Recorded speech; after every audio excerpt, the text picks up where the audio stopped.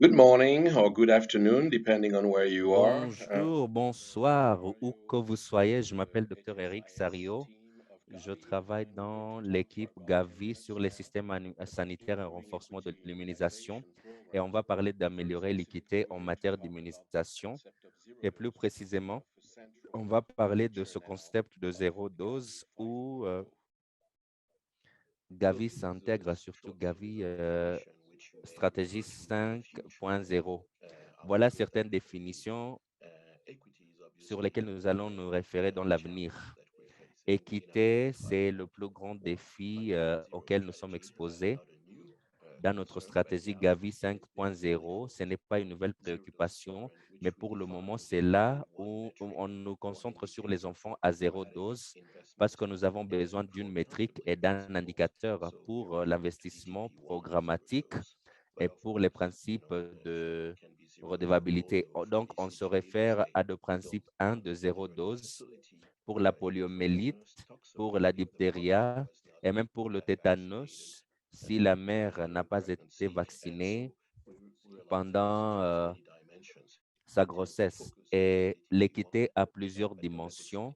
Nous nous concentrons souvent sur la première partie, mais on exclut l'immunisation des enfants ou la protection contre tous les antigènes.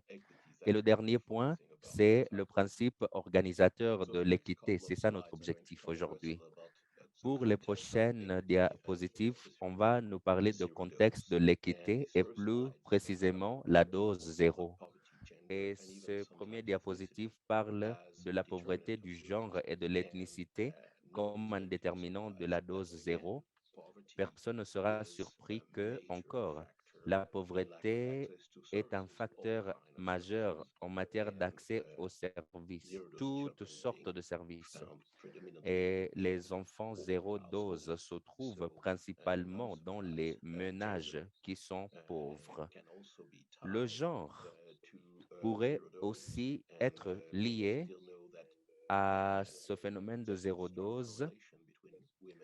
On sait qu'il y a une forte corrélation entre les femmes qui ne reçoivent pas les soins anténatales et la zéro dose. Et évidemment, en fonction de contexte, l'ethnicité pourrait être aussi un problème. On parle de l'exclusion, on parle de la privation et de la pauvreté comme des principaux facteurs.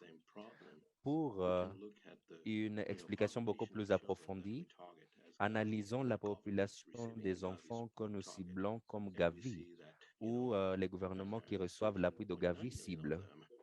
On voit que 13,9 millions d'enfants ne sont pas intégralement vaccinés au DTP3, selon la définition de DTP3. DTP3, ce n'est pas l'immunisation complète. Il y a aussi MCB2 et d'autres formes de protection. Mais si on reste avec le DTP3 comme indicateur, on sait que parmi ce groupe, 10 millions de ces enfants n'ont même pas obtenu le DTP1. Et c'est ça le plus grand défi. La réduction à ces enfants à dose zéro a augmenté au cours de la dernière décennie. Et si on continue comme d'habitude, on peut améliorer les systèmes de santé et quelques indicateurs, mais on ne va pas aller où il faut aller et deux, on peut créer beaucoup de systèmes de santé qui laissent les enfants de côté, ce que nous ne voulons pas faire. Cette diapositive essaie d'expliquer les raisons pourquoi nous devons atteler à atteindre les enfants zéro dose. Tout d'abord, objectif de développement durable, en fait de rapport qualité-prix, notre croyance sur la santé des soins de santé primaires, raison de sécurité sanitaire et aussi sur les questions d'impact. Mais comme on a dit sur les diapositives précédentes, la question importante, c'est l'équité qui est une question morale. Et est-ce que nous voulons les systèmes de santé qui, dans leur ADN, n'incluent pas les enfants pauvres, les enfants marginalisés et exclus? Est-ce que nous devons créer un système de santé qui prend en compte ce groupe ou bien un We système de know what we santé want. bien qui laisse à l'écart les pauvres? On sait ce que nous devons faire, mais les décisions et les orientations, c'est ce que la stratégie 02 vise à changer. Voilà un autre moyen par lequel les statistiques nous aideront à décrire la situation avec la zéro dose. Et essentiellement, on peut voir la pauvreté urbaine, communautés éloignées et les communautés nomades, les populations vivant dans les zones de conflit. Ces métriques sont des groupes majeurs de population qui souffrent de la dose zéro et ensemble, ils représentent 50% de la dose zéro que les gens ciblent. Il est important de noter qu'il y a des variations substantielles dans les différents contextes, même entre et parmi les régions et les pays. Et ces trois groupes représentent 50%, qui est beaucoup, mais ils ne représentent que 50%. Ce qui vous dit qu'il y aura des micro-conditions qui sont beaucoup plus complexes et ces conditions devront être identifiées dans les pays pour atteindre les communautés et on va expliquer davantage. Mais comme je sais que les personnes formées sont de la communauté de changement social et comportemental, il faut réfléchir aux stratégies à pouvoir atteindre les communautés urbaines pauvres, les peuples nomades, les communautés éloignées et les populations en territoires conflictuels. C'est un problème multifacette, mais les communautés sont éparpillées et sont très difficiles à identifier, ce qui va nous nécessiter de différentes stratégies et différents coûts pour les atteindre et avoir un impact. Et il n'y a rien d'extraordinaire pour ceux qui ont travaillé sur le changement social et comportemental ou la segmentation du public et des groupes cibles, si j'utilise ce langage, sont en première ligne. Mais commencer avec ces trois grands groupes qui sont faciles à identifier et puis on élargit et on comprend Quick que les segue variations seront happened with COVID. substantielles entre et parmi les pays. Maintenant, qu'est-ce qui s'est passé avec la COVID-19 et les efforts de vaccination? Évidemment, les choses se sont endurcies et les familles n'ont pas d'accessibilité à cause de ce virus. On a eu des opportunités en termes de la demande, changement social et comportemental. On est devenu beaucoup plus créatif. On a compris la réticence à l'égard des vaccins qui sont venus à cause de manque de confiance et la livraison de services. Les vaccinateurs ne peuvent pas offrir les vaccins COVID aux adultes et l'immunisation de routine pour les enfants en même temps. Et nous devons répondre à ce défi.